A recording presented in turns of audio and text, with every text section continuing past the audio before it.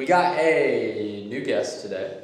Or guest, well, he's part of the crew. But he'll be here every once in a while. Mr. Johnny Lopez. Johnny Pimp. Yeah, dude, he's looking like a pimp over here. He's iced out. You got an iced out pinky ring. All right, John, give us a little bit of background on who you are, what you came from, maybe a few highlights of your accomplishments. Yeah, Johnny, I'm from Florida too, like maybe an hour south of here. You know, a little town called Sarasota. Military background, I did that for like a century, 4 years. Then went into sales, did really well there, closed a couple million, started a business, did well, lost everything. Started another business, hated it, didn't do well. Started a TikTok journey, which is what I do now. I make your favorite brands go famous, partner with them, scale them vertically with organic content, and you know, pulling in around like $500,000 a month for those, and just came off $100K a month. So this guy makes $100K a month doing the Renegade. Let's see your Renegade.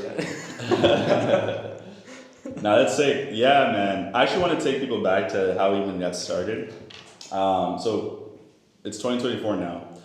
When we got started earlier this year, bro, I remember our first day because our journey is kind of similar in that sense.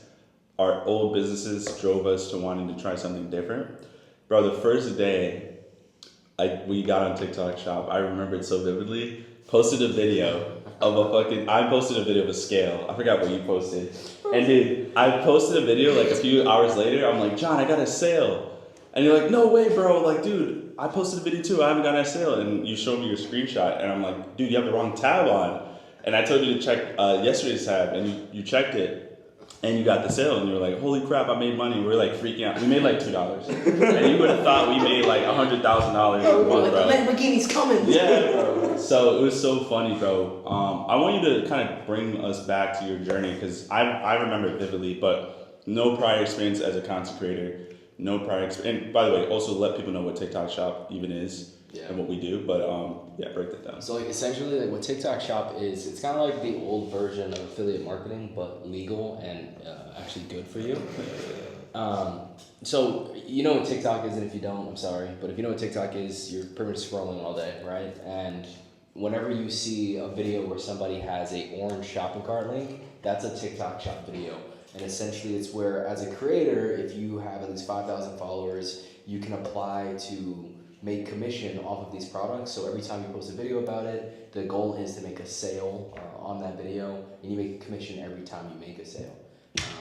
And you can make insane amounts of money with it. Like when we first started, I mean, I had never made content. Me and Tyler were business partners, and he was the content person when we ran ads and did Instagram or anything like that. I just didn't like content. I hated content. Maybe just being lazy about it, because I liked doing sales just because it was the money-making activity, at least in the immediate sense. But me and Alex, like, bro, we had seen it for like 5 months before we did it. Like, saw people talking about it. I thought it was like dumb or a scam. And then we just decided... Doing the Renegade to make money. Bro, I just didn't get it because, like, people don't buy on TikTok. They go to Amazon. People aren't going to buy on TikTok. Yeah. It's like Alibaba. It's like seen as like Temu, Alibaba. That's exactly why we didn't do it. We also had businesses we were trying to fucking scale. But yeah, and then, but it got to the point where we were like, dude, we saw Sydney, who made $100K in a month. And at least that I saw her on Twitter. Hispanic Sydney. Yeah. And I was like, okay, there's no fucking way she can make $100K a month just she looked talking like on TikTok. Yeah. She doesn't look like she runs a business or anything. This has to be easy. She's a killer, by the way. No shade at Sydney. And then, bro, like, I remember that first sale. I was like, all right, I'm gonna be rich. I was selling a car vanity mirror for women. And, like, I remember I was making, like, these girly pop type videos pulling down, like, shit. Like, dude, his videos were so funny in the beginning. It was so funny. We're gonna talk about, like... It was like the 6th grade, like, film project videos. Yeah, it was so funny, bad. bro. Like, my tonality was so bad. I was like, I just got scammed out of this company. Yeah. Don't buy this, but if you do, get this one. Which is funny because your background is sales and sales psychology and human psychology. So it's like tone is like always the thing that you and I would always talk about in our business all the time. Like it was all tone. When I would make a piece of content, John would be like, oh yeah, this was fine, but like change your tone here, tweak this here. So it's funny that you said when you like you're all about tone, and then you start doing it, and even then you. It was just because you're thinking so, bro. He was like, dude, should I try this video, or like, how should I tweak it, or does this look good? Does the lighting got this? You're thinking too much, bro. And now, I mean, we'll talk about your journey then versus now, but I want to talk about literally a few days later when we both had like $900, $1,000 days. That was insane. What was going through your mind then, bro? Profit, by the way. Wait, when was this? Like 3 days after starting. Yeah, but give me dates. March. Like March, early March. Okay, so March 2024, just for reference. So it hasn't even been a full year yet. Alright, so like, I was stuck in this weird space because like, I had literally just within the last 2 years lost everything. I was making tons of money and invested with somebody I shouldn't have, lost everything. And we were running a business, and I liked the business because we helped people, but it just wasn't like, not about the passion. It should have been. Yeah, forget passion. Doing better. But it should have been doing better, and margins. we didn't know how to scale it because we didn't have enough experience. So I was looking for something where I could take what I knew and do it. And For reference, that was our biggest month was like 37K. Like Yeah. we were stuck at 20-30K. We couldn't scale past that. And like, it's not like we're bad at what we do. Like we both make a lot of money now. It's just that vertical wasn't our vehicle. But dude, I remember when I first saw that, and I was like, okay, are we talking 1K GMV or 1K profit? The profit Okay, day. 1K on the leg massager. I was shitting myself. Yeah. Because like, dog, I've made money before. Like on sales calls, I'd make 5K on the close. But when I saw like I had control of this, I didn't have to talk to anybody. I didn't have to run an ad. Sounds so powerful. It took me 5 minutes to make and edit and post that video. I don't know what, I can't even describe the feeling. I know the feeling, bro. I know the feeling. I'm about to get like really rich in a way that I never thought possible, because now it's just the amount of, literally, because everybody said this amount of effort you put into making more money in business. That's true to an extent, because hard work is hard work. I know people who work really hard, then I make more money then. But this, like literally, the amount of work you put in equals the amount of money you make. So like, I'm picking the best opportunity because, like you said, you could have someone who works really hard. Our parents. Day laborers, the wages who work super hard, they work really well, and then it's just like Think about construction, bro. right. Construction They work and more than garbage. us. Dude, my dad works in a garbage company. He works 12 hours a day, 7 days a week for the last 20 years. Works his ass off. There's some days I've made more than he has in a month, you know? Yeah. And it just makes no sense. It makes no sense. That's not a flex. That's like they're trying to like, it just Flexing on your dad. Yeah, enough. You're already flexing enough with the diamond pinky ring. But I just remember that, bro, and like, it's funny because the video got taken down like a couple days later. But I was just like, bro, we're on to something big. Because there's a lot of people who do TikTok now. It's still very new, so not like a ton of people, but there aren't a lot of people who have business experience like we did doing it. So we knew how to scale it, we knew how to optimize it, we knew how to organize like our day around it to get like the most results. But it was just, I just remember like there's no way I can go back. So to that point, dude, you just said it's new, but I actually want to talk to Trevor about this real quick. I want your opinions on this, Trevor. Affiliate marketing with e-com products is new, but I want you to share your experience because obviously you're not a part of this shop community, but you have your own business. But prior to that, people didn't know, this guy was a big time affiliate marketer, but for digital products. Can you share like your results then in late 2020, early 2021 with affiliate marketing on TikTok? Yeah, dude. I mean, with doing affiliate marketing on TikTok, like, I think I made like north of 40K total, and that was over the course of a couple months, and that was also while I was in college, which was really nice. But yeah, I mean, it's obvious that there's power behind short form content, especially if you do it right. I mean, you can go massive, and so if you just find a way to go viral and get a ton of attention, but you're pushing something behind it, I mean, you can make a lot of money. It's not that, it's really simple. It's weird that you started short form for all of us and you're not doing short form with us now. Now he's doing long form. I'm doing short form. Yeah. YouTube's more long form though, isn't it? I do IG and TikTok now. Oh, okay. Yeah, but he makes all his money from YouTube long form. Oh, as of now. As of now. As of yes. now. I was the one always against making content. I can't believe that's what makes me money now. Yeah. Which is funny, you remind me of like the Dan Bolton and Alex Hormozy, because when they were both like, dude, why would I need to do content when I could just run ads? But then now they both do content, and now they're like, do content. And then they're like, it's fine to do both, but like do content. And obviously, the business before, we were doing ads plus content. So obviously, everything works. It's just... That's what's happening now with email, bro. I gotta share something with you. Like I got like a drive with hundreds of files from like Matt Fury. With the email? Yeah, he's done like $1 billion in email marketing. About to go hard on that. But Dude, to go to y'all's points, it's like, it doesn't take a genius to be able to just look at what people are doing and seeing how they get rich and just model the same thing. It's like, everyone is telling you to do all these different things, all these different business models, but they all run the same business. They all create content and sell something, whether it's someone else's product or their own. So, Or a physical product or a digital product. exactly. Yeah. and to Get add to attention, that, sell stuff. it's the only thing out right now that a beginner can get into with a low barrier of entry that can make you a lot of money quickly. Like if I'm just being transparent, when we started on the last podcast, if you look at the date of the last podcast, right? Wait, what podcast? The one that we shot together in December. Oh, So yeah. What was, that what was the that date a of while that? Oh, there's no. These people are not gonna know what we're talking about. This is a different account. This is a different YouTube account. This So is we brand shot a new YouTube podcast account. last December. So almost a year ago, because it's beginning of November. And I was Almost a year making ago. maybe 3 to 5K a month because we were investing everything in the business. And I don't know if they'll show on camera. But like I'm making over 2K a day right now, and I'm not even the best at content. There are people 10 times better than me. So like for anybody who wants to make money online or replace their job, like this is the greatest thing you can do at the lowest barrier of entry because it just takes one video. You don't have to be innovative. Like my saying is innovate off of inspiration. You can find somebody that you like and the video was nice to you, create your own copy of it and just start printing money out of nowhere. Yeah.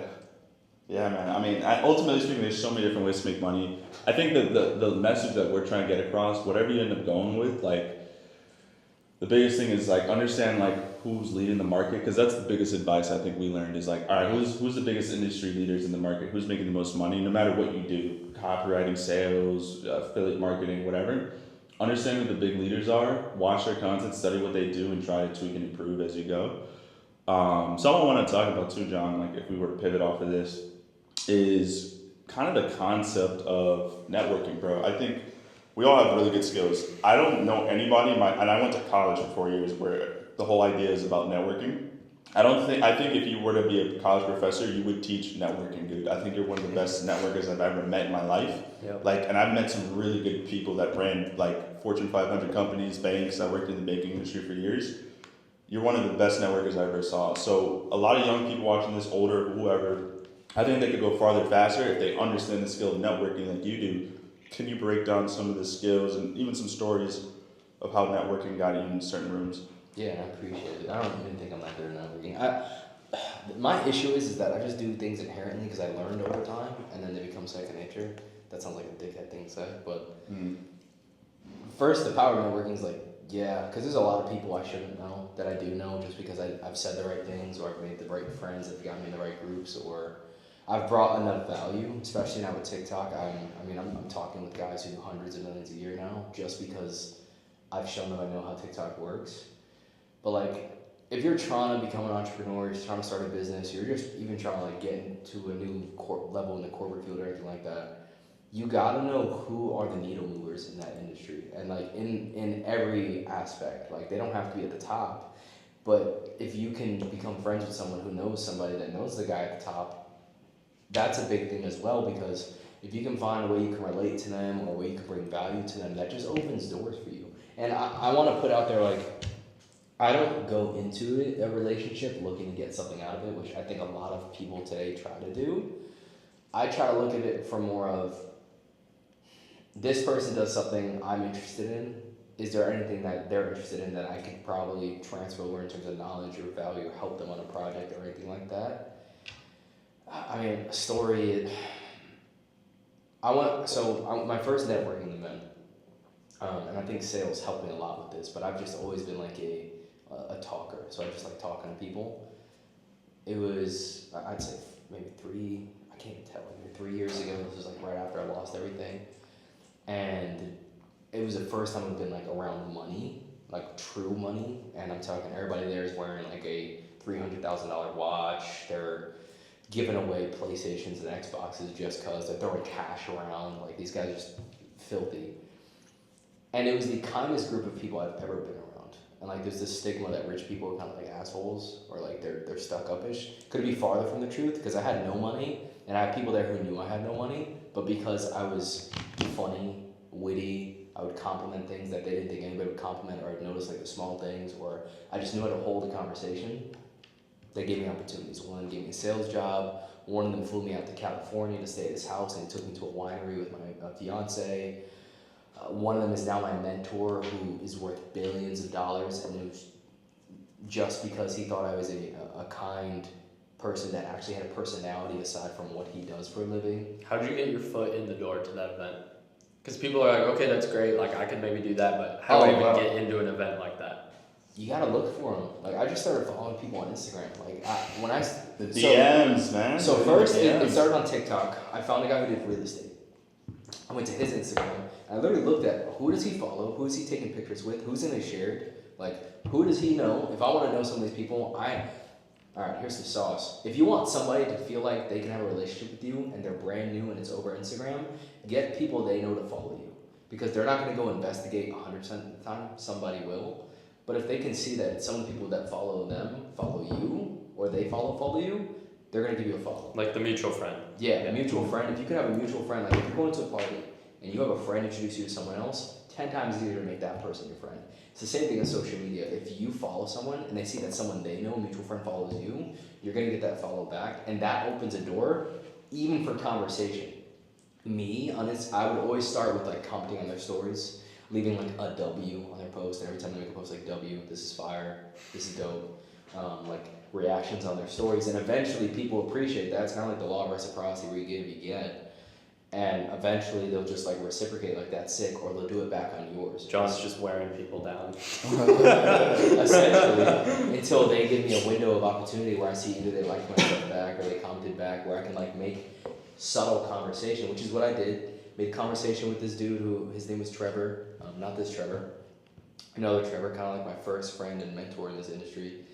And he's like, oh, you know Garrett? I was like, bro, I've been following him for a little bit. We've chatted back and forth. I just saw what you do, saw you're in the military. Like I found things we could relate on. And he invited me out to the event. It was like $1,000. I spent my last $1,000 on it, like literally the last 1,000. Had zero in the bank when I got there. And that one relationship, we met, had never talked before. He's like, oh, bro, just love the energy you got on Instagram. He introduced me to other people. He was like, hey, this is John. He's here. He does this. He's new to the space. And just showed me to like 20, 30 different people. I made like 10 relationships with those guys. One of them we had lunch with the other day in Miami, Levi. Yeah.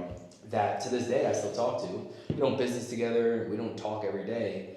But we just were able to connect on things to this day. If I needed something business-wise, they could connect me to who I want. And it's just really find a way to be somewhat interesting, or at least interested in the same things without seeming needy or like you're trying to get something from them. Because I wasn't trying to get anything from them. I just literally was there, and being a supportive follower, made sure we had like goals, like interests, like friends, and it just got me into different rooms. And now it's the same thing with TikTok. Now that I have results and I show other people and I kind of teach some people, and every time I make a post and it goes viral, me giving something away for free, I'll have people who see the value I bring, want to bring value to me. So now I have people who own multi-million-dollar brands hit me up, and yeah, I mean, yeah. Let me jump. I want to jump in. I want us all sharing like a networking experience we all kind of benefit from. I know some of you guys have great experiences. For mine, I'll keep it short and subtle, but like I remembered it was online too, right? If you're wondering, like,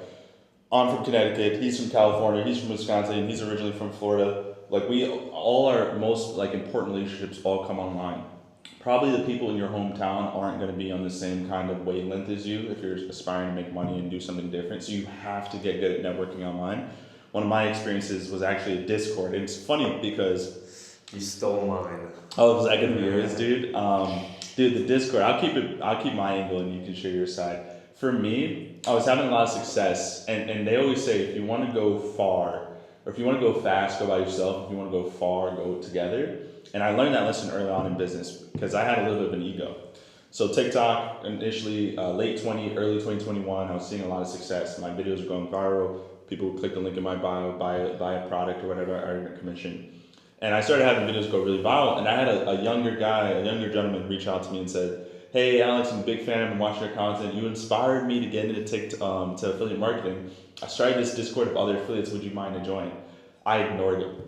And he followed up with me again. He was like, "Dude, I would really love you to join the Discord." And I was like, "Oh, it sounds good and everything, bro. I'm really busy right now, but it sounds cool. Maybe I'll consider it at some point." And I ignored him, and then some algorithm changes happened, and the platform was changing. I started to see my views dip. And I'm like, "Oh shit, bro. Maybe I should join that Discord and see what some other people are doing." So I ended up joining. And it was honestly one of the best experiences in my life. I met my Trevor there. We became business partners. See, I didn't ghost the guy. Yeah, I ghosted him, and then I ignored him, and it was a little rude. But I had an ego at the time. I was like 20, 21, so I had an ego, making money. And I thought he was just reaching out to, like you said, like just to get something. But he was actually just being genuine and nice. And in that Discord was a bunch of other young entrepreneurs also doing affiliate marketing, sharing ideas. We'd get on Discord and talk about life, politics, games, and shit like that. And it was so eye-opening, and I was like forever grateful that I joined. And I look back at myself, and I'm like, dude, I was such an asshole. I'd never do that again. And now, any opportunity I get to try to connect and network with people that are in the same wavelength, I try to do it. But it was really the catalyst for learning other people's ins and outs, and then obviously pivoting and growing. But I'd love to hear your guys' networking experiences too. Yeah. Well, obviously, that's how all of us met, was from an online group. So that one, I mean, instead of Discord, it was Slack, same thing. But we were all in a program together. And then, so that one's pretty quick and easy. And then I think, honestly, a good recent one is just showing the power of networking is, and also something that you touched on earlier was you mentioned something about it, but like the scarcity, the abundance mindset. You mentioned something on it, but basically, I would say recently we are in a church that we go to here. We're in a young adults men's group that's all in their 20s. And this guy was like, "Oh yeah, I'm a hard money lender looking to build my brand." And so we started talking, and basically I just started helping him with that. But I just jumped on a call and helped him for free. I don't think you met Jared yet, have you? No. Okay, you'll like Jared. He's cool. And so I was just helping him, and he was like, "Cool, man. So like, how does your services work? How can I pay you?" And I'm like, "Look, dude, like right now I'm in a good spot. Like I'm just looking to build my network and connections, especially since just like moving here. And so I'm just trying to build my friendship, network connection." He's like, "Okay, cool. Let me do this for you." So dude connects me into this group that he's a part of. It's a big mastermind. All these people, they're all business, real estate professionals. They pay thousands of dollars a year to be in this group. And now I'm in a few weeks, giving a presentation on personal branding. I'm going to make an offer at the end of it. And it's like, I think 100 or close to 100 business and real estate professionals who all have money, all in the Tampa area, and all are looking forward to growing a personal brand because they don't know how to do it because they're like a little bit older and stuff. So it's like just having a connection like that, and then also having that abundance, non-needy mindset where you're like, dude, I would love to help you, and just like you said, John, just adding value where you can and not expecting anything from it, and not expecting and reaching out to people with that mindset of like trying to get something from someone, because I could have easily just charged him, or I could have, and this is looking at it very analytically and logically and numbers wise, it's like, what's the opportunity cost of me making him one client versus him putting me in front of 100 potential clients? So much better. So it's like you can be, and I know it sucks in the short term, but for that long term, being in that abundance mindset is so valuable. Yeah, I mean, you could have made a couple grand off of that guy, but it's honestly like, wouldn't it be hard to say you could walk away with $50K that day? That day or in the next few months from it, yeah. Yeah, for me, I mean, to keep it pretty short, I've had a couple really good experiences. The first one was the Discord, because that was very fresh into my make money online journey. But what Alex didn't tell you about is the fact that there were about 18, maybe 20 people in there, and vast majority of them ended up quitting. And so not only is it a way to network, which helped at the time, but it was also a way to screen who is real and who is not. And that's actually the building blocks of how we first met and started our business together. I knew that he was real and legit and he actually put in the work, versus some other people who could have maybe started a 10 business. TikToks a day. Well, Put in the work. Yeah. Yeah.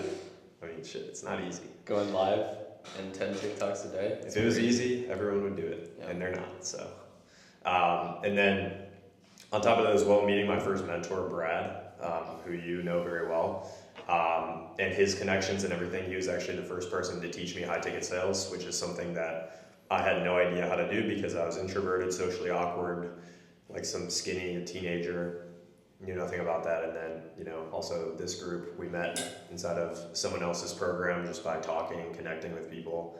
And like you said as well, the church group has been incredible. There's millionaire crypto hedge fund owners in there. There's people that are growth operators for my competitors. Go to church. Yeah. If for any other reason other than that, make it a first priority. But if you really want to look at it that way, there's some good people there. Well, it's the same thing like what John was saying. Don't go into it expecting something out of it. Yep. Go to church to go to church, but then if you get a bonus, then cool. Yeah. Exactly. Yeah. Tell you keep bringing up the word personal brand, dude. I'm curious, what is your definition of a personal brand? And why is it important? I think it's just the easiest way to sell anything, whether that be products, information, services. It's just like, because this is something that I always say, I'm going to say it till the day I die, people buy from people, not businesses. It's so important. Like look at the Progressive, the insurance company, Flow. Yeah. You see the commercial, right? Remember the commercial from like a decade ago, and it was like Flo and that outdoor scene. It was like, it was the best day, and they're like camping in the middle of like a Bass Pro Shop or something. Yeah. Dude, and like think of all the celebrities that are on commercials. Yeah. Why are they there? Mint Mobile with Ryan, whatever his- Reynolds. Ryan Reynolds, yep. Yep. So it's like Mint Mobile has Ryan Reynolds, Progressive has Doesn't he Flo. own Mint Mobile? Yeah. I think he sold it, but then they required him to like continue being the face for a while, I think. Yeah. Jake from State Farm, like all these big companies spend millions, potentially even billions of dollars to have a personal brand or multiple personal brands represent their company, because people buy from people and not businesses. Yeah, So it's like whatever you face. Yeah, it's whatever you do, because humans connect with humans. Like everything that we just talked about was all community. Everything we just talked about was community, like meeting in a community, meeting in a Discord, meeting in a Slack, coming here, moving to Tampa. Like it's all about community. So humans are searching for community and connection. So if you can give someone that, they're going to buy what you have to sell when they need that thing that you have to sell. They're going to buy that over rather than somebody else because of your connection. So Yeah, that's why. I want to get a little raw or a little bit just like vulnerable here and just kind of talk about why Trevor and I's coaching business didn't like kind of go to the lengths we thought it could be. A lot of the reason was the personal brand, just there was not a connection. So I was the face of it. Trevor was all back end and setting in sales, and we kind of chased the opportunity of making money. And we saw it as, okay, let's be a business coach to other coaches because it's the easiest way to make money. We didn't really have like prior skill sets.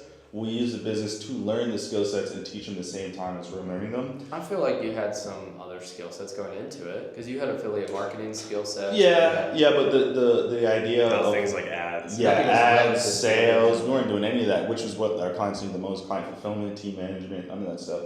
Yeah. So the whole premise is we did. So you guys seen all the videos about like SMMA, started a social media marketing agency. We kind of fell into that window of like, okay, we're having success with affiliate marketing in 2021, but we're tired of working and just spinning our tires. So we went into coaching. There's a lot of different offers we kind of boil it down to, but to put a bow on it, I think our disconnection to the people we're trying to sell was the ultimate reason why we just didn't grow, right? We were helping business coaches, but a lot of the students we would work with were in their mid-30s, had children. There was no real like backstory of why we do what we do. We also didn't blow up another business. It's not like we build a coaching business like a fitness coaching or shop coaching business first, then can say, hey, we built a separate coaching business, now we're gonna teach you how to do the same. We didn't have like that personal connection. We had all the skills, the knowledge, but it just wouldn't connect because of the lack of the people we're selling to. They'd much rather go to somebody else that they can look and say, all right, I have a personal connection to that They relate person. to their story or certain things that they're all about. People buy or from they represent. stories. Yep. I mean, from stories. Like, they buy from people, sure, but they buy from the story that they're being told. It's like, we didn't have, like, that story where we were in a shitty situation and we went through these trials and tribulations and figured something out and now we're here. Like, we didn't have that story that was marketable and that caused...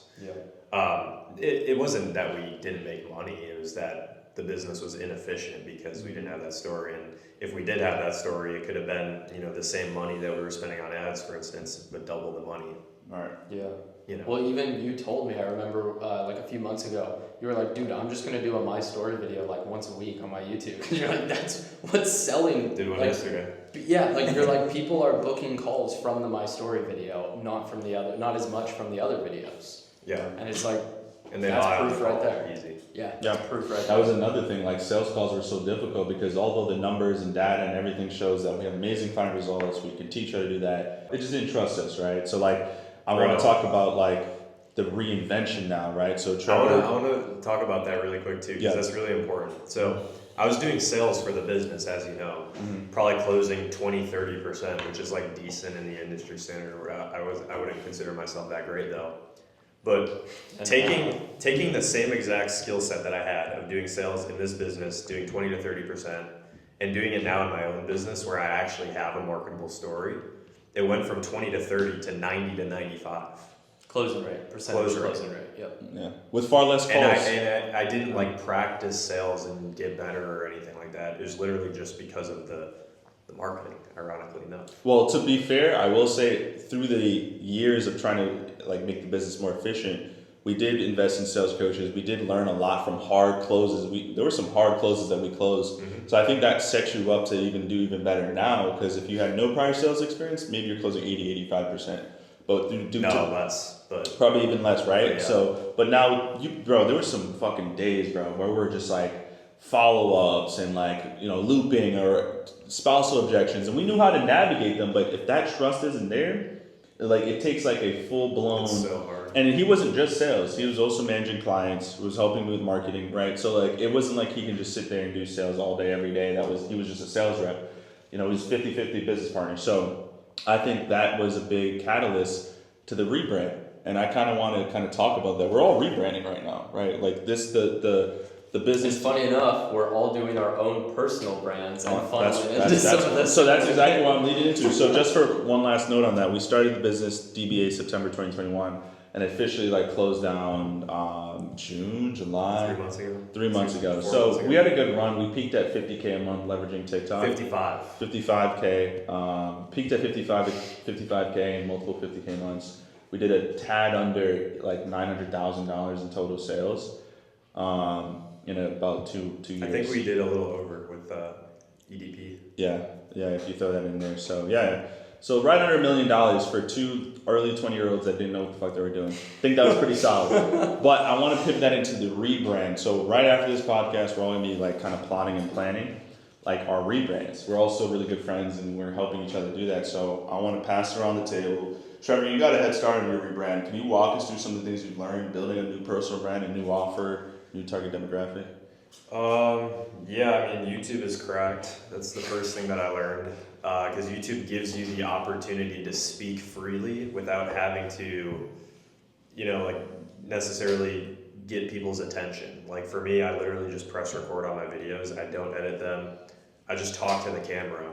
And so when you have that long form piece where you can just talk and express yourself without having to cut things or keep it so that you get their attention span and make your hook short enough and all that stuff, then it gives you the opportunity to really say what's on your mind and express your personality, and then that's what people buy from ultimately. So YouTube has been pretty amazing. I started off posting every single day because number one, That's insane. well, it's not that difficult if you do it raw. Dude, I did it for a month. That's tough, bro. It's really hard. The way that I see it though is I was like, well, I want to make money, sure, but most importantly, if I post every single day, it's going to get me so good at just speaking in general. which is now probably my biggest strength because now I can just press record and not have to edit, and I don't mess up or anything like that. Well, sometimes I do, but I don't have to cut it or anything like that. And so that's In this video. yeah. Did you drop something the other day? Dude, Tyler, I was in Tyler's room yesterday and you were getting ready to record and I heard the loudest like Oh yeah, like your phone. my phone fell. Okay. That was Rand's phone. But YouTube has been awesome, helped me be a significantly better speaker. Now I'm starting to dip into the short form because I was actually playing the game a little bit wrong. I made money, I did great, but YouTube is not designed for you to get new attention necessarily. It's meant to be a nurture platform. And so when you take YouTube and you pair it with things like TikTok and Instagram and you let them supersede each other, that's where you can go. And you send people from your short form to your Exactly. long form, but you use the short form to get attention. Exactly. It's But it like, still works. Obviously, it worked for you. short form is the intro, long form is letting them date you for a while before they decide to marry you. Yep. What do you want? Well, I want us all to answer this. What do you want your overall brand to like embody? Young men making money, God, maybe a little bit of fitness. That's about it. Nice. You can find Trevor in the description down below. Find his YouTube channel. Only follow me if you're a young man. He doesn't want any women in his algorithm? No, Okay. I'm a misogynist.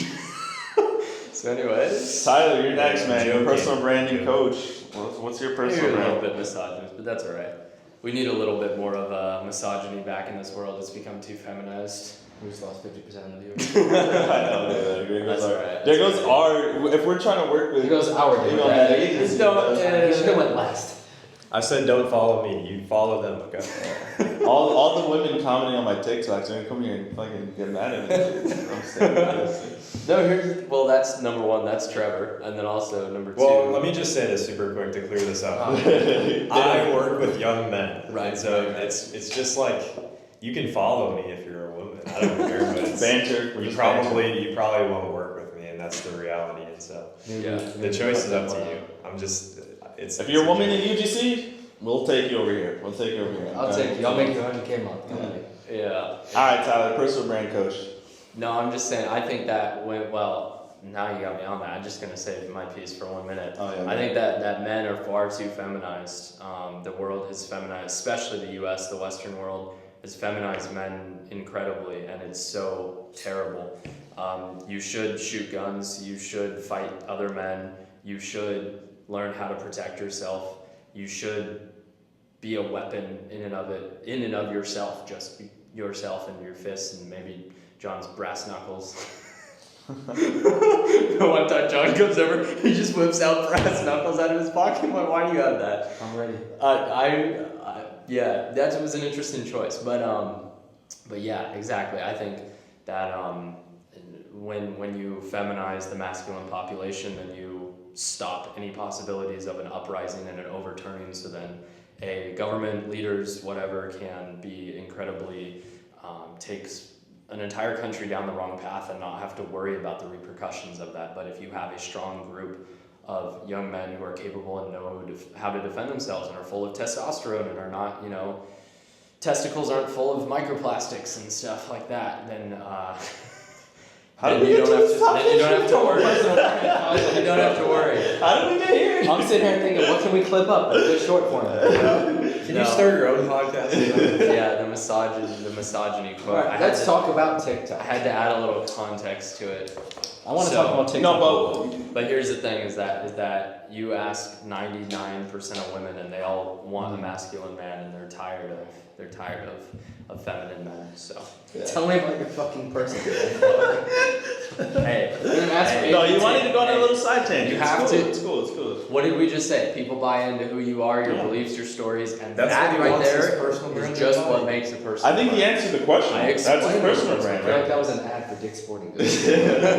His personal brand. No, is dude, a they're G. liberal. They stopped selling guns. Get a Dodge. Did they really? I think they did in California, at least. I think they stopped selling California. guns. Oh yeah, it's California, bro. Yeah, don't go to California. That was a Ford F-150 Acura. So personal brand wise, honestly, I've found so much success in different things that I've done because I've found how to build a personal brand, whether that be even personal brand faceless, even just by your cadence and your tone of voice and all that stuff. You can even build it for a personal brand faceless, which is crazy. Something that I challenged myself to do, and it was still successful.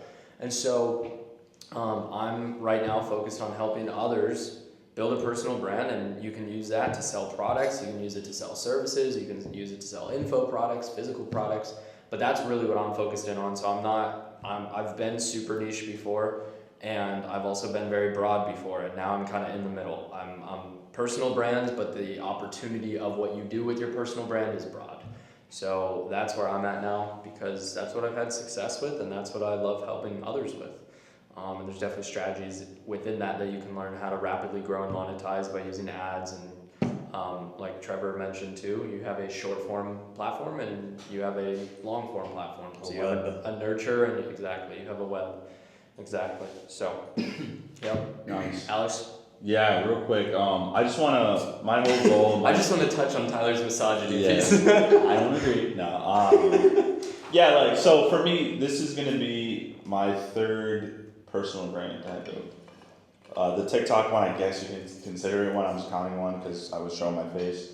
The coaching one was another. This is going to be what I should be ultimately the final, not the final because it's going to evolve as I go, but like this is going to be the brand that I don't need to super niche down. I think Tyler just hit on the head there. I want to be able to. The niche. I am the niche, right? I want to You're encompass. actively niching down right now, though.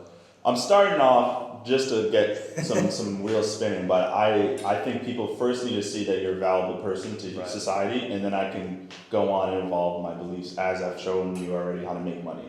So the core of my brand is going to be, all right, you are young or even in your middle age, and you're trying to find a way to make money online, but you don't want to necessarily start a business, or you do want to eventually start a business. I want to show you how you can make money and learn how to make money. One of the programs we all like met each other through, the CSM, the Client Success Manager, he was able to make 10, 20, 30K a month while learning how to run and operate a 6-figure a month business. And the moment I met him and talked to him about that and understood that, it meant so much to me because I'm like, you're getting paid to learn. Mm-hmm. So I'm going to use, e-com affiliate, right, or TikTok shop affiliate as the catalyst. But ultimately speaking, I want my brand to evolve into hey, this is the smartest way to start a business and get paid to learn how to run and operate a business. Whether you're an operator and you eventually work with brands, or you start your own brand, whatever the case may be. And I want to involve more my belief system, my day-to-day lifestyle. And I also would love to speak to the people that live in the Northeast and get them to move on out wherever they want to move to. And travel content too. Love traveling. What's the population of Connecticut? Sign them all as clients. Yeah, I don't know if I want all those people down here though. That's the problem. But yeah, that's going to be it. And this time around, it's not like Tyler said. It's not going to be tutorial every single day. It's going to be a lot of like storytelling, sit down. So you'll find my channel, Tyler's, Trevor's, and of course John, who pass the mic on over to you. What do you want your brand to be like, man? And where can people find you? Well, all the links will be in the description. Yeah. I'm just gonna be transparent. I haven't figured out exactly what the brand's gonna look like, but I do know who I want it to be for. Whether it's somebody, you want to make more money, you want to help your family, your parents, your siblings, your kids, your loved ones. You're tired of being anxious about buying groceries, or you just don't like living paycheck to paycheck in the sense that you don't know what next month's gonna bring. One emergency could wipe out your whole savings. I just want to give those people a way out. I was there less than a year and a half, 2 years ago, knowing what it felt like to have to check my bank account whenever I bought something, wondering if it was a good idea to do it, being anxious every time I purchased something. And now I work 2 hours a day, and I haven't made less than $2,000 a day in a very long time. And I just want to, I call them winfluencers, just because like you're always winning. You're kind of like a mini influencer. It's just a name that's always stuck with me. Better than being an influencer, dude. Influencers don't make money like that exactly. much money. That's why you have win in front of it, and I put influencers. Exactly. I like it. I just want to create something where people, because mine's gonna be very transparent. I'm gonna show you everything I've messed up on, everything I'm doing now, all my strategies, the things I promote, the things that I do on the day-to-day in a storytelling format. So you can, if you're gonna watch my channel, you come, you record it yourself, You take notes because you can copy everything I'm giving to you and just apply it yourself and have the same rate of success. I like live by 3 words, and it's freedom, success, and inspire. And I want to inspire as many people to achieve success and attain freedom. So that's really it. I've got a question for the panel. So what do you guys have to say, considering the fact that we're all about to start brands where we're teaching, we're essentially doing the same thing, it just might be slightly different or a slightly different angle or whatever, where we're teaching how to make money. Yeah. What do you guys have to say to the people that say, oh, you have to be a millionaire, or you have to have years of experience, or you have to be a billionaire, and you have to have all this success in order to work with people or coach with people? Because I think that's an interesting argument. They're too far ahead. That's the problem, is that the things that, I'll give one example, and then I'll let you guys talk, because I think it sums it up, is that people watch the videos of millionaires' morning success routine, and it's a 4-hour routine of cold plunge and sauna and red light therapy and all this crazy stuff. Or they say they don't do a morning routine. Yeah. And so then what people do is they go, oh, okay, to be a millionaire, then I must cold plunge and sauna and red light therapy. And it's like, well, no, they do that now because they work 2 hours a day like John, and they make a bunch of money, and it doesn't matter.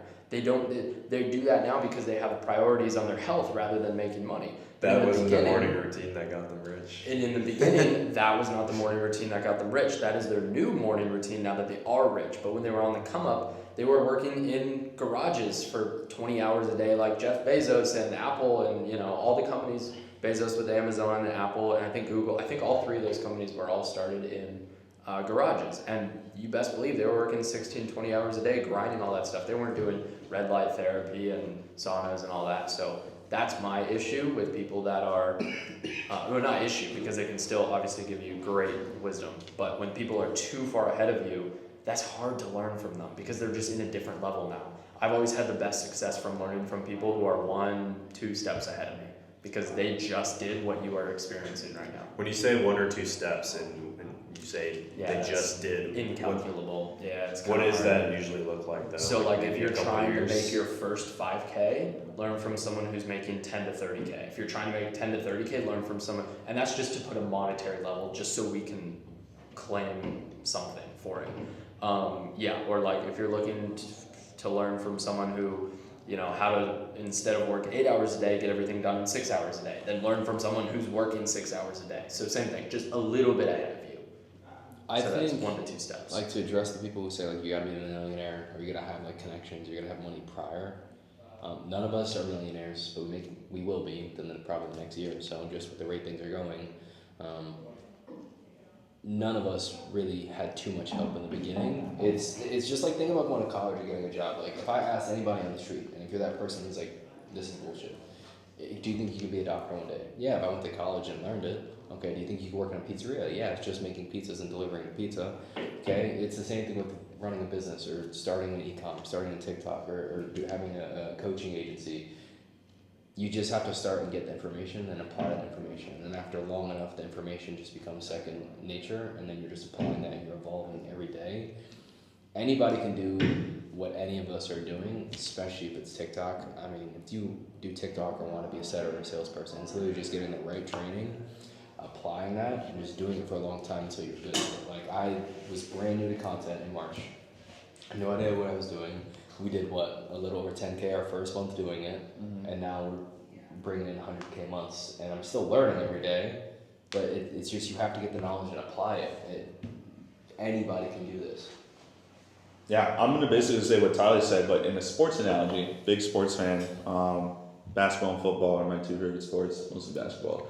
If you look at the coaches that coach some of these amazing teams, oftentimes they never played basketball, or if it's a former player that is coaching the team, it's like a role player.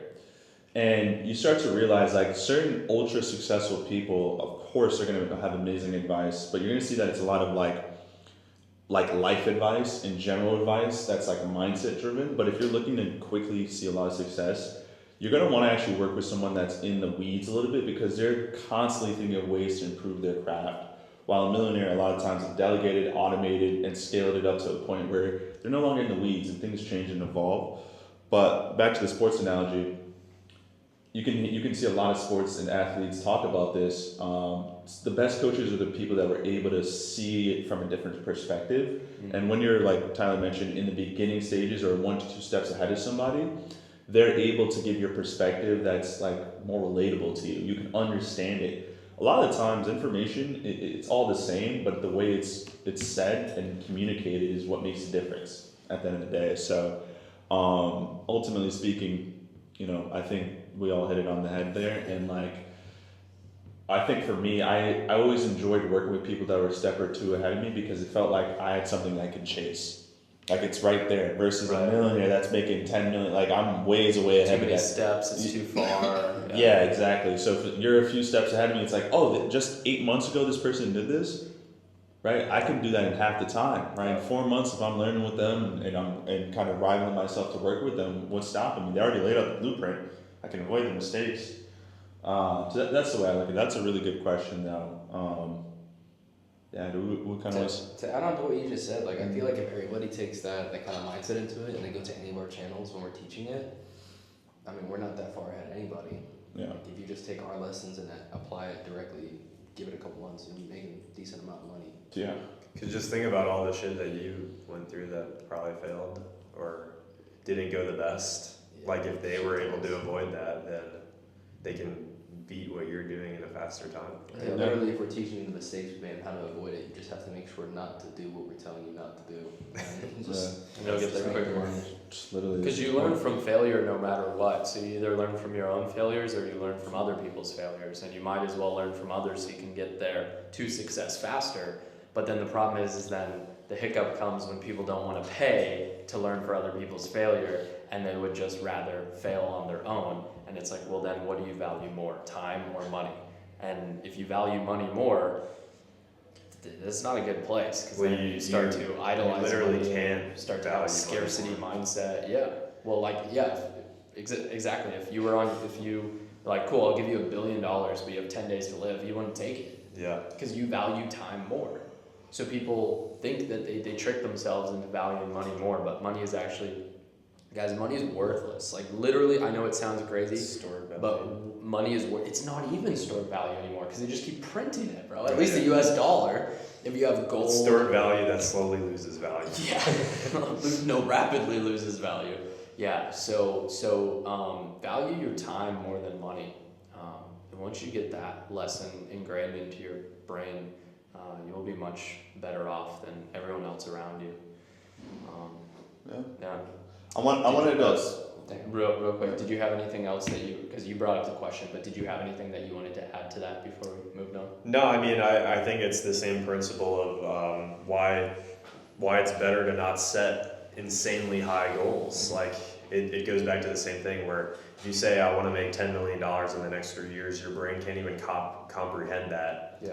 And so you don't know what to do. Like, Yeah. you don't know the steps. Yeah. And so if you apply that same logic to working with somebody and getting help, it's the same principles. And work with somebody, it's maybe 6 months to 2 years or 3 years at the max ahead of you, and pay them whatever they ask you to pay and get the help you need. Yeah, it's like an internship almost. Yeah. Yeah. People, it's mind-boggling to me that people will pay $200,000 for 4 years of college, but then the opportunity to make $200,000 cost you $5,000 for someone to pay for someone's time to teach them how to make that money, and they'll say no, that's too expensive. Well, to Bro, play that's devil's ridiculous. advocate, and we That's can all insane. talk about this now because there's a lot of scams on the internet, bro. I mean, first off, we should identify a scam. If you pay for a program, you get exactly what they outlined, but you didn't see results, that's not a scam. Yeah, that's your fault. Right. That means you did something wrong. But like, let's talk about the info space, right? It's very saturated with so many different offers. Yeah. People are afraid to make this investment or commit for one of many reasons, whether it's their own internal disbelief or they are just skeptical because they hear bad things about investing. Yep. In your guys, we're all been in the info space for over a year now. What's your guys' opinion on the info space? How are people getting scammed? How to avoid getting scammed? How do you pick the right person to invest with when you're ready? Apply the knowledge and see if it works. If there's free knowledge first, if there's a lot of free knowledge, I don't think I know anybody who's done like a scammy thing where there was actually like viable, applicable free knowledge. Yeah. A lot of people, because I was scammed out of 100K for my first time I got somebody, so I can speak on this. if there's an abundance, and there may be somebody who doesn't have abundance of free knowledge and they're still legit, but if you want somebody that you can trust, build a relationship with, I mean, I know anybody we've paid has had an abundance of knowledge that we could look at for free, get value out of it, apply it somewhat, and then be able to say, okay, this works. I want the high level stuff, and that's usually what you end up paying for. It's how you avoid it. But like, if there's somebody who's doing nothing but flexing results, that's all they do, just results, just lifestyle, just materialistic stuff. Like, you will not see. Well, that's called a charlatan. They move on to the next town after they're Yeah. done. That's how it was in the 1600s. You won't see that on any of ours. Nobody that we've paid has done that. They'll show their monthly results, but they'll give free knowledge on how they did it. Also, case studies are really good because case studies can be forged, but especially if you have people on a Zoom call with someone and talking through how they did it, a case study like that, that's a good sign that they're legit too. So. Yeah, I mean, like, I know specifically, and I'm going to use me and Alex for an example on TikTok. Like, we're literally just, think about the 2018 dropshipping days where they're just showing you what they did and showing their stories and how they scaled it. It's like just what we're doing with TikTok. Like, this is what the product we're promoting. This is the video we made. This is how we thought about it. And we don't even have a course. So, like, look for anybody that has free knowledge that you can apply. It's hard to get scammed today. Yeah, you have to be not dumb. You have to be naive. Well, yeah. You have to really be naive to get scammed today because there's so much free information out there that you could get rich without paying somebody. It's just easier to do it if you pay somebody. Well, I think to go off the back of what you said, because I think that's important, obviously, is looking for somebody that gives free value that you can literally get results with their free shit. But also, if you do that, it gives you the opportunity to look at their character and their morals. And if you can watch somebody's long form stuff and you have a misalignment with their morals and their character traits and you don't agree with them on certain things, then it gives you, because the free stuff on YouTube is literally just what's probably going to be in their program. It's just in a free way and probably a little less valuable. So free stuff is important from the sense of you should be able to get results with it, but also it gives you the opportunity to look at their character and their morals to see if you would mesh well with them. That's true. Kyle, you're the biggest scammer in 2023. Can you walk us through exactly how you scam so many people? Yeah, dude. Master manipulator. Master manipulator. Yeah. Masturbator. Well, you see, to scam someone, you have to identify the perfect target. Right? Oh shit. You have to understand. You have to really. Yeah, guys. No, like John said, I mean, it's pretty. You have to be kind of naive to get scammed because there's so many. It's just doing your due diligence. I think is the. There's perfect never been way more to sum that information up. out than there is today. Yeah, and the problem is that there's arguably an information overload, and then people don't know what to do, or they become information gatherers and they never act on it, and they feel like they're doing something, and they're like, why am I not making any progress yet? Because you watched freaking 5 podcasts today and haven't done any work. That's why you're not doing anything. Busy. Take action, man. It's so bad. So what It's about so the people bad. that, okay, let's say it's not a scam, but they pay a certain price for a program and the program is underwhelming? It's not a scam. Yeah. It is what it is, but Yeah. what would you say to that? Is there a way to avoid that too? I think it's setting expectations Okay. beforehand. So it's like whether they set expectations or you ask and you have proof of verbal commitment or written documentation of like, hey, this is exactly what you're going to get. Like in our contracts that we had, John, it was like, look, you're going to get these things described, detailed described. You're going to get it for this amount of time. This is how it's going to work. This is what it's going to look like. So you knew what you were getting into signing up. And then when the people didn't get results and were upset they didn't get results, then it's like, okay, well, this is what you knew you were getting yourself into. The contract was 4 pages long and they were double spaced. You read that in 1 minute. It's not complicated. So I think a lot of times if that's you can hold people to those standards. A contract is a legal document on both sides. It's not one-sided. It's on both sides. And so if you read it, and then that's your fault if it's not. So I'll just leave it at that. Yeah, I agree. I would also add one thing. I think like the business owner has to set realistic expectations. Yeah. So it's like if your marketing material is designed in a way to say you can make 10K in your first 30 days or 100K in your first 90 days or whatever, then it's like, no shit, people come in and they get upset because you're effectively trying to shortcut it by giving the wrong expectations. But then also And I tend to err more on the side of the business owner because I think if you join a program and it's lower quality than what you expected, I think in a lot of cases it's the buyer's fault for not doing the proper amount of due diligence based on the free content. Especially if you're marketing, like you said, 10K in 30 days.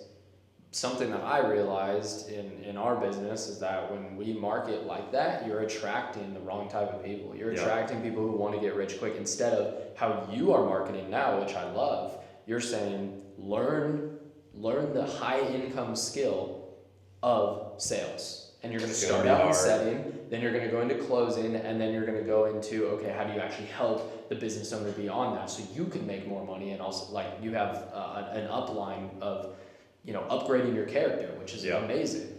But the way you're selling now is you're selling learn high income skill. You're not saying get rich quick in 30 days. And that's the problem because that attracts an entirely different type of person. And so that's the difference right there too, is you have to take a look in the mirror and like, okay, what am I looking for? And why am I looking to get rich quick? That's a problem. That's an internal problem with myself. Yeah. All right, guys. So I just want to wrap up here. The battery is getting low on the camera. Values. I want everyone to just go around and share an important value to them. It doesn't have to be about your business. Just a core value. Because someone mentioned it, but I think if we're going to continue to build this community, Kings of Tampa, I want people to understand like the things that we value as men. Yep. John, I'll let you start and we pass it around. Help as many people as you can and take care of the ones you love on the way. Okay. Community, man. I like that. Living biblically. Yeah. And all of these that everybody says, all four of us agree on all of these. Like I don't know what you're gonna say, bro. If I say something, I don't we're all no, we're all in the headspace. Okay, well then disagree with me if that's the case for this one. But I always say my tribe's first. My community, my tribe, my people, my family. That's who comes first. And like, yeah, I would love to help many other people as possible, but my tribe always comes first. Damn, those are some good ones. Yes, you should have went first, bro. Like you stole them. Oh, you guys stole my shit, dude. Stole them. I'd say like say all three. There's a lot of core values that are important to me. I think the one that matters the most is kind of basically what you all are saying. But I want to grow with people. I want to get to the top with people. They always say the top is lonely. I don't think it has to be if you do it with the right people. At times I was very isolated in the entrepreneurial journey, like I mentioned with that story, because I'm like, dude, I want to do things on my own.